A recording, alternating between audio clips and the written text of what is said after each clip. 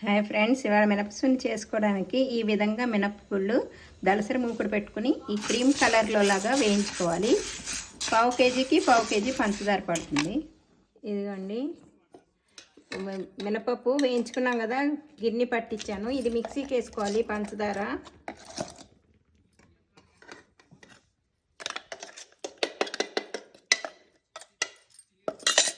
ఒక అర కేజీ, 2 పావు డబ్బాలు, అలాగే ఆడించుకున్న మినపప్పు వేయించుకుని ఆడించుకున్నది 2.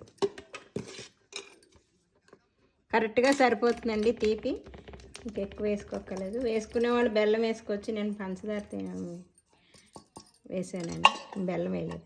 ఇది మొత్తం ఇలాగ బాగా కలిపేసుకోవాలి.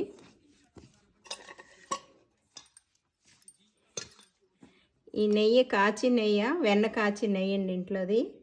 మనం చూసుకుని బాగా పలచగా చేసుకోకుండా వేసుకుంటూ కలుపుకోవాలి.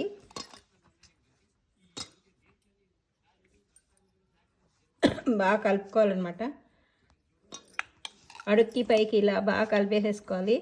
తర్వాత ఉండలు చేసుకోవాలన్నమాట.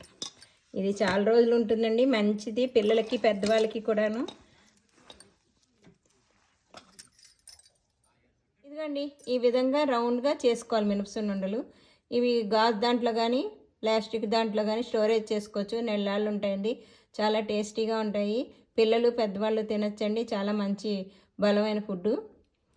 ఇవి అర కేజీ పంచదార, పావు కేజీ నెయ్యి, అర కేజీ మినపసున్ని పౌడర్ వేయించి పెట్టుకున్నది. అదండి. షేర్ చేయండి, లైక్ చేయండి, సబ్స్క్రైబ్ చేయండి. Thank you.